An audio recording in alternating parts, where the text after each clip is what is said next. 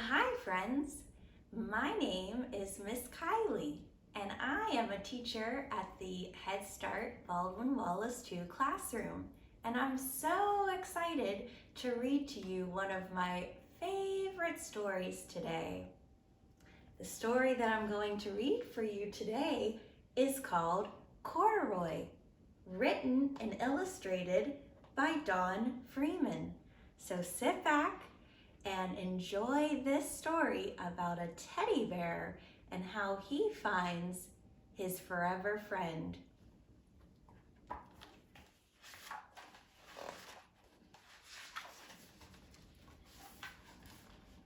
Corduroy is a bear who once lived in the toy department of a big store.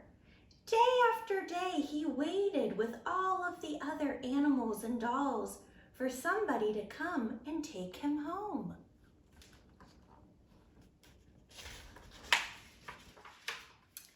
The store was always filled with lots of shoppers buying all sorts of things, but no one ever seemed to want a small bear in green overalls. Then one morning, a little girl stopped and looked straight into Corduroy's bright eyes. "Oh, Mommy," she said, "look, that's the very bear I've always wanted." "Not today," her mother sighed. "I've spent too much already. Besides, he doesn't look new. He's lost the button on one of his shoulder straps."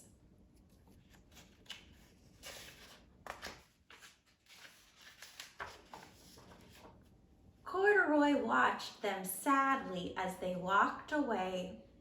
"I didn't know I lost a button," he said to himself. "Tonight, I'll go and see if I can find it."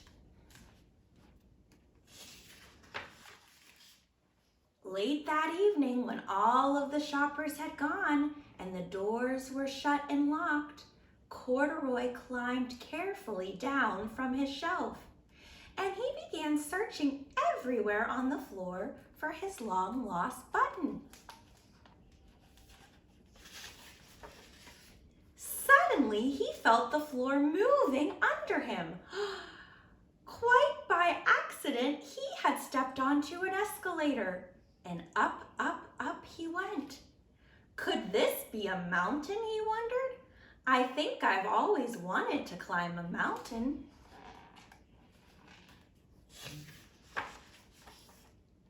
He stepped off the escalator as it reached the next floor, and there before his eyes was the most amazing sight. Tables and chairs and lamps and sofas and rows of beds. "This must be a palace," Corduroy gasped. "I guess I've always wanted to live in a palace."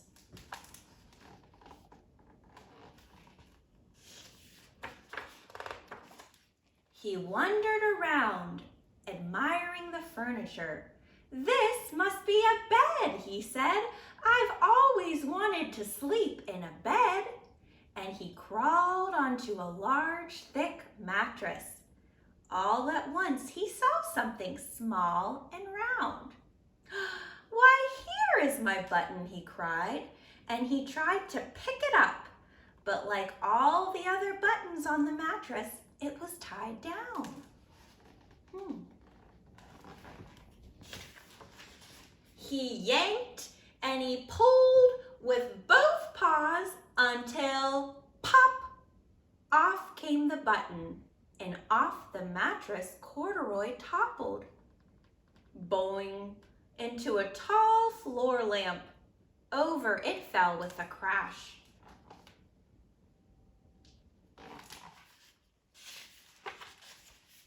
Corduroy didn't know it, but there was someone else awake in the store. The night watchman was going around the floors above, and when he heard that crash, he came dashing down the elevator.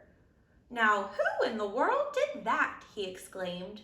"Somebody must be hiding around here." I wonder if he's gonna find him. He flashed his light under and over sofas and beds until he came to the biggest bed of all. And there he saw 2 fuzzy brown ears sticking up from under the cover. "Hello," he said. "How did you get upstairs?"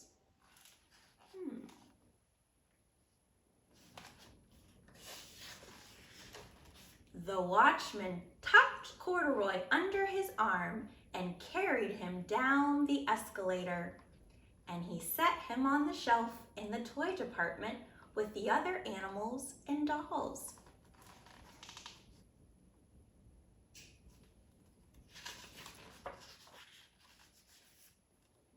Corduroy was just waking up when the first customers came into the store in the morning, and there, looking at him with a wide, warm smile, was the same little girl he'd seen only the day before. "I'm Lisa," she said, "and you're going to be my very own bear. Last night I counted what I saved in my piggy bank, and my mother said I could bring you home."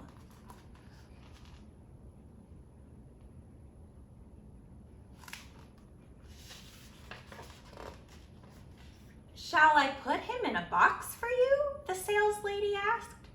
"Oh, no, thank you," Lisa answered, and she carried Corduroy home in her arms. She ran all the way up 4 flights of stairs, into her family's apartment and straight into her bedroom. I think she's very excited to have a bear of her own. Let's see. Corduroy blinked. There was a chair and a chest of drawers, and alongside a girl-sized bed stood a little bed just the right size for him. The room was small, nothing like that enormous palace in the department store. "This must be home," he said. "I know, I've always wanted a home." Lisa sat down with Corduroy on her lap and began to sew a button on his overalls. "I like you the way you are," she said, "but you'll be more comfortable with your shoulder strap fastened."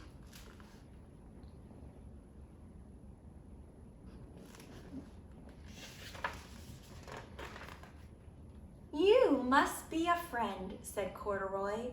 "I've always wanted a friend." "Me too," said Lisa, and she gave him a great big hug. The end. Thank you, friends, for watching, and I hope you enjoyed the story. See you soon. Bye.